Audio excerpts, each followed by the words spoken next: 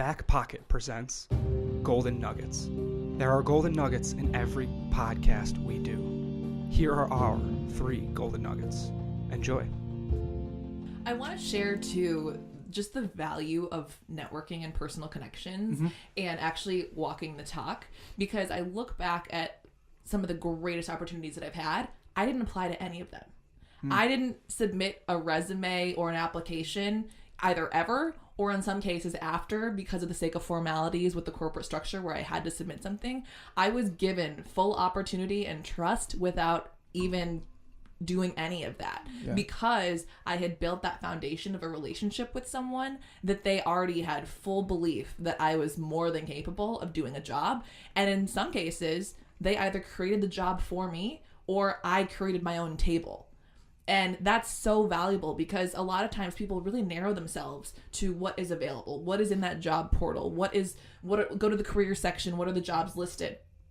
But one thing that I've learned, and I also applied to Andrew, is that if you can show a company that you are talented, that you have skills that either they don't have or they could use more of, reach out and show them what you can do, the value that you can bring, and know your worth going into it. And know what you can provide. And if you are that passionate about it, your willingness to do it for maybe little or no money, in some cases, if you were that passionate about it. And because with Andrew, he had no agency experience. 0, yeah. There were so many other applications that came in that had years of experience, and they just wanted to be able to work for this company, and they had, every single skill that we needed. But there was something about Andrew, and also me too. He has this relationship with this new person who's being brought on, and I have full control to hire whoever I want. And with Andrew, we had a phone call, and he also a couple of text exchanges where he was like, I might not have the skills or the experience, but I have the willingness to learn and the drive, and I'm ready. Like, he's like, I'm ready to grind, whatever it takes. If I have to get 2 or 3 other jobs, totally fine. And I was even open with him, like, hey, listen, you might have to get another job, but if you get another job, I want you to do it in things that you are improving your speaking skills, that you are improving skills that you're going to have to improve upon to eventually move into a full-time position.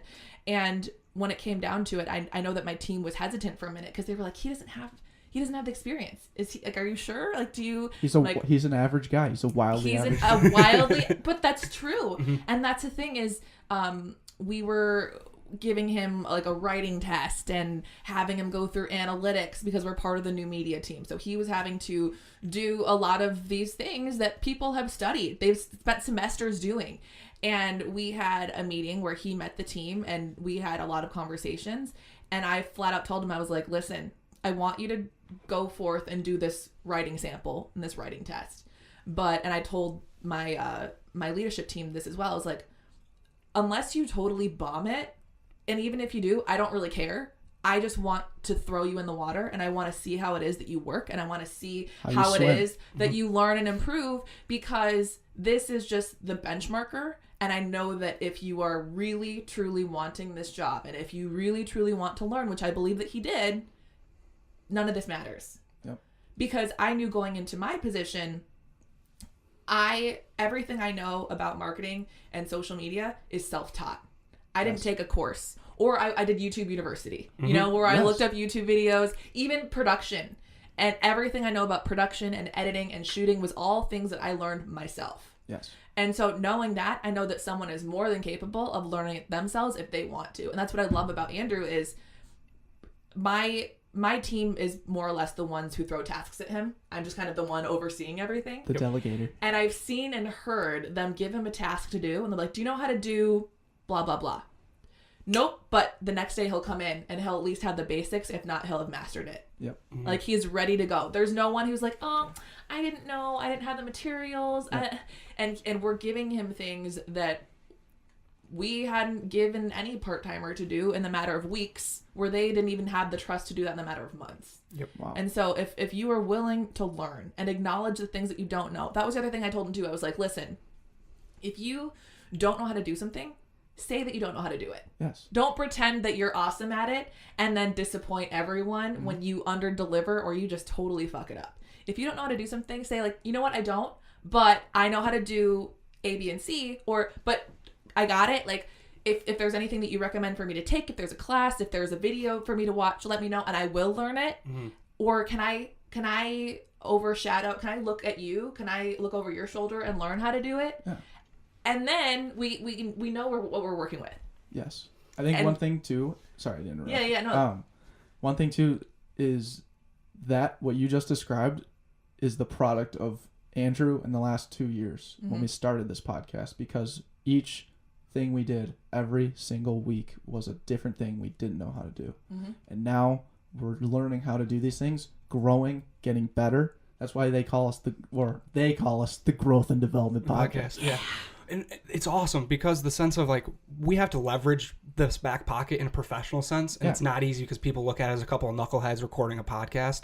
But when we can talk about it and prove to others like what we can do through this network that we've built and what we have done, what you have done, yeah, and people realize what Backpocket really is, and I think that's the best part of this that we're doing. We get to prove to other people how credible we actually are, and we've done it for 2 years now, and we know way more than anyone else that doesn't want to try, and we're willing to learn and fail and then learn again, and that. Like figuring that little intangible skills and applying that to MediaBridge as much as I can has been, I believe, the sole reason why I'm starting to see a little bit of success with MediaBridge.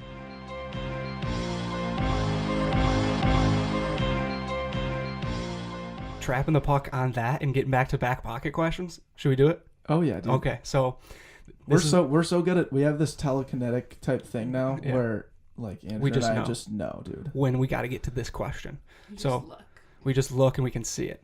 The average quality question. So last time you were on in July, your average quality was being comfortable with being uncomfortable. How's that going? So what's the update on that?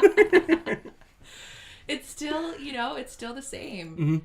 And I do think that's one of my best qualities is that I am not afraid of failure. I'm not afraid to admit that I am not the expert or the master of everything. And it's also helped me in a different way now because now I have my team to lean on.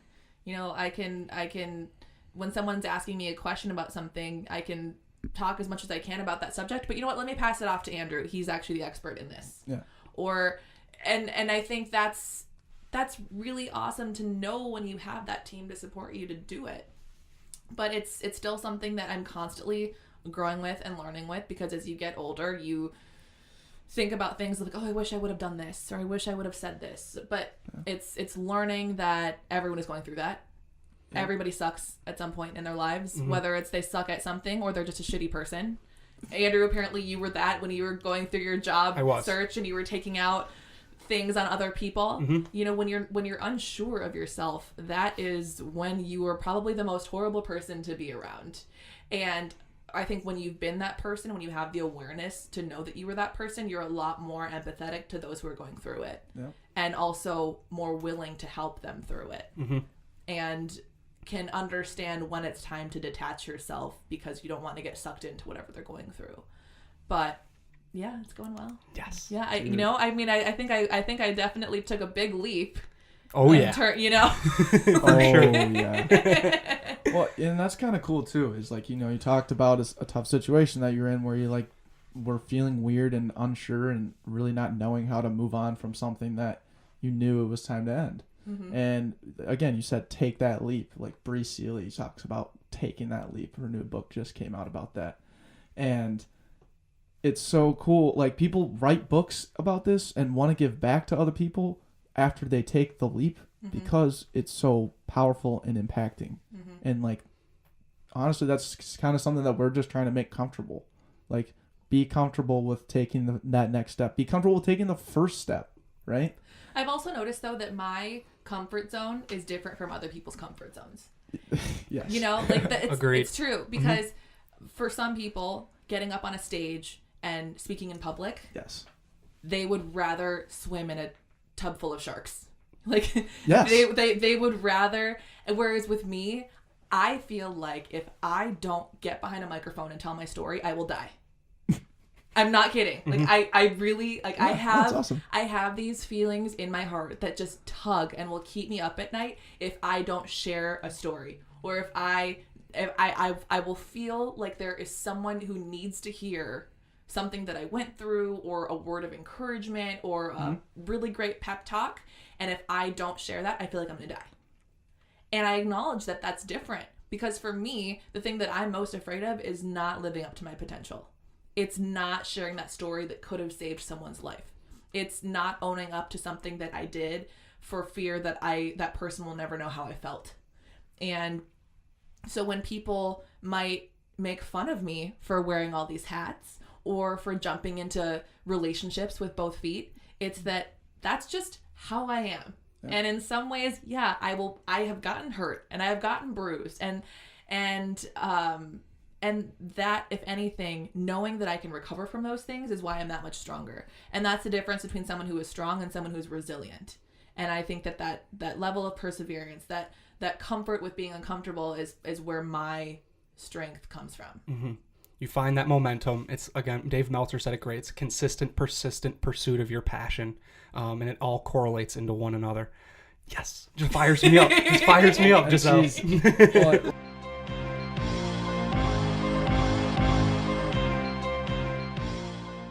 I apologize, marketing interns, but this is technically podcast 46 of the year. However, when I was updating our website and changing around the titles to make it more cohesive, I realized that episode 13 and episode 14, we labeled them both episode 13, and we continued from double 13 to 14, 15. So we were one episode behind from roughly, what is that? It's like May, probably, maybe even April, when it was episode 13, and we were at one episode title behind the whole time. Yeah. So what I would do, I just did episode number 1. I created it as 0.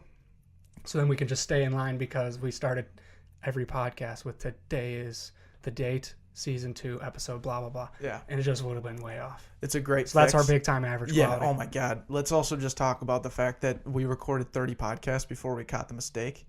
And then, we went back to so when Sam was starting to do podcast descriptions for us on our website, that's when I started to go back in through our website, and I just found like a million typos. It's like, oh my God, for the last 6 months, we've been acquiring new listeners like crazy, and they've just been seeing all our average qualities everywhere. It's so great. It turned out great. Yeah. No problems for us, but obviously a lot of typos. I remember when, before we brought you in, Sam, you were like, I would post stories, and you would reply with typos that we made. Yeah. You guys aren't very good at spelling. We're average at it. You guys must have not taken a spelling class at the same time. We rush out. We have so much content to put out there. It's sometimes rushed. I probably did that a handful of times. More than once. I mean, I made you look so dumb in the DMs. Well, now when we make typos, I'll repost it and then just cross out what word we got wrong and then put it in, and then hashtag typo guys. I think just being more transparent with the listeners is a key to success. We're humans. We make mistakes. We are humans. Newsflash. We make mistakes. Mm-hmm. Okay. Simple as that. Not perfect. Also, just you not saying you're getting so much better at it. You haven't said since that day, I think. Honestly, dude, I'm you just been locked in or what? No, I'm just a little more conscious. I'm not. Okay. I'm not as nervous anymore as I was.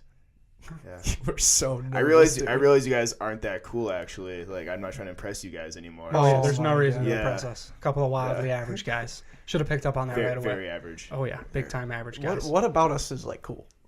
About you guys is cool? Yeah, what were you like, wow, dude, these guys are cool. What do we do wrong?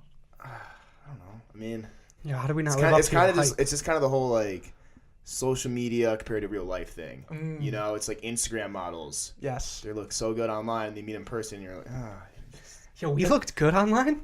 All right, sweet. Yeah, sweet. Yeah. We look good online, but then when we show we are the Instagram. That was a bad comparison. No. You guys are gonna think you guys are Instagram models. We can run with that because run with it. This podcast is the Instagram models of podcasting. People come on and they're like, "Oh my God, yeah, we're fly. Look at these guys." I mean, here's the thing. They got the progress bar. We got Josh Moe. We got Josh Moe. Behind camera recording, dude. And we got obviously great content. We look great. Because we make our filters and just we know the right filters, and then you guys are good at it. And then you show up and sweet. I'm wearing sweatpants and a shirt that's too big for me. Yeah. All right, nothing you do with that. You guys are cool guys, I guess. I'm glad you had high expectations and we didn't meet them because that just speaks volumes to just who we are. I think. And what's funny is if he thinks that means everyone thinks. More than one person. Most give people, that. I'm not gonna put everyone in that box, but Okay. I'm gonna give multiple people in that box. Yes. The majority are in that box. It's populated. It's popular For sure. Yeah. Okay. There's also another box that can see right through it and be like, what? These guys have John Belushi and the map with darts holes in it, and Derek Lewis. My our balls favorite. was hot. Yeah, no one's really called us out for this one, and Yeah. I love this. I thought there was poster. gonna be a little bit more controversy with Derek Lewis. Right, especially just when like our guests, or when you're sitting right here and it Just like look pans over, to Andrew and we're talking about something serious, and it's like you just got my balls was hot with Derek Lewis in the background. Like unbelievable content. Unbelievable content. Oh, Thanks for tuning in to this week's Golden Nuggets. If you want to watch this version of Golden Nuggets, go onto YouTube and search the Backpocket Podcast. You'll go into that channel and you'll be able to find everything you need. If you want to read the Golden Nuggets, go to yourbackpockets.com. That's with an S, yourbackpockets.com. And go under the tab blog, because that's where you'll be able to read it. If you want to interact with us, go on to social media, the Backpocket Podcast on Instagram, or on Twitter, _the Backpocket. You know the drill. Interact with us. We love your interaction. Take care.